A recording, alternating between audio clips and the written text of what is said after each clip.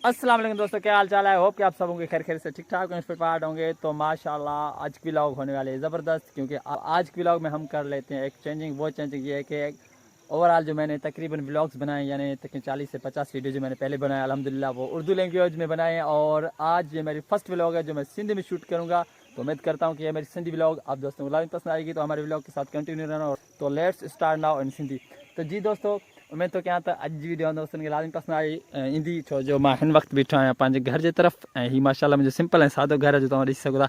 ऐं हे कंदी इन जे करे ॾिनल आहे छो जो बोर्ड में किरी पई हुई। पहिरियां हिन वारी कार दीवार निकितल हुई, छो जो माशाल्लाह दीवार भी किरी पई आहे पाणी जे करे। ऐं हाणे इनखे कंदी लॻाए छॾी आहे जो तव्हां ॾिसी सघो था। ऐं इंशाल्लाह इन दीवार बि कराईंदुसि अहिड़ो यानी ओॾको, छो जो वरी मौसम कुझु ठीकु थिए। हाणे सर्दी नी उन जे करे। ऐं माशाल्लाह ही लूसण पोखियल आहे माल जे लाइ, ठीकु आहे, जेको माना माल खे खारायो वेंदो आहे अल्हम्दुलिल्लाह। असां सां गॾु गॾु रहिजो। मां तव्हांखे इन खां अलावा ॿिया बि तव्हांखे ख़ूबसूरत मंज़र ॾेखारींदुमि पंहिंजे ॻोठ जा, त मूंसां गॾु रहिजो। ओके माशाल्लाह दोस्तों। ऐं ही नंढड़ा नंढड़ा तव्हां ॿार ॾिसो, ही मुंहिंजो भाणे जो आसन अली जो ट्रैक्टर खेॾी रहियो आहे। ऐं ही माशाल्लाह मुंहिंजो नंढड़ो अमीर, अरे ही मुंहिंजो नंढड़ो अमीर जेको ॿई ट्रैक्टर माशाल्लाह खेॾे रहिया आहिनि।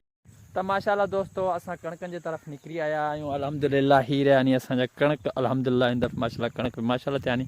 ऐं माशाल्लाह सिज बि माशाल्लाह लहण वारो आहे, छो जो शाम जो वक़्तु आहे। ऐं अल्हम्दुलिल्लाह इहो साम तव्हांखे हाइड्रो कणक नज़र ईंदो हूंदो, शायदि इन्हनि पाणी पीआरियो आहे। पाणी पीआरण जे करे इहो कणक फिटी वियो आहे, छो जो मतिलबु त अञा पाणी जो इनखे ज़रूरत ई कोन हुयो। त इन दोस्तनि पहिरें जेको पाणी पीआरे छॾियो आहे अल्हम्दुलिल्लाह। ऐं माशाल्लाह बाग़ ॾिसो था, मुंहिंजे घर जे साम्हूं ई बाग़ नी। ऐं इहो मुंहिंजो घर रहियो साम्हूं जो तव्हां माशाल्लाह ॾिसो था।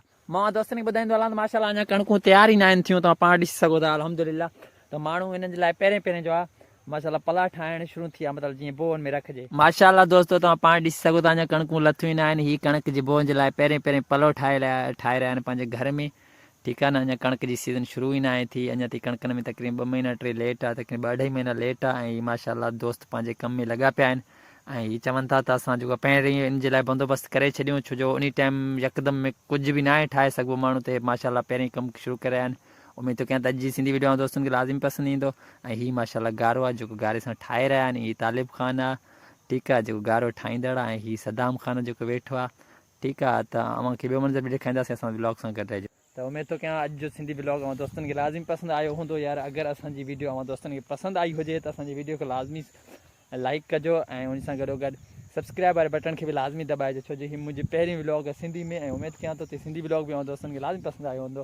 त मज़ीद तव्हां दोस्तनि सां ॻाल्हि न कंदुसि। अगरि तव्हां मूंखे हिन वीडियो ते रिस्पॉन्स ॾियो था त इनशाला मां ईंदड़ 2 व्लॉगनि में उन सां गॾु मां उर्दू में बि ॻाल्हाईंदुसि। ऐं उन सां गॾु गॾु सिंधी ऐं जेके सिराइकी लफ़्ज़ नी, मतिलबु त कुझु जेके ॿोलियूं नी उन सां मिक्स व्लॉग इनशाला कंदुसि, छो जो काफ़ी यूट्यूबर आहिनि जेके सिंधी, काफ़ी यूट्यूबर आहिनि उर्दू सिराइकी मिक्स करे ॻाल्हाईंदा आहिनि। मां बि इहो तरीक़ो सोचियां त मां बि इनशाला उर्दू सिंधी सिराइकी में इनशाला ॻाल्हाईंदुसि मिक्स करे। तो बसि इन उमेद सां दोस्तनि खां वठंदुसि इजाज़त।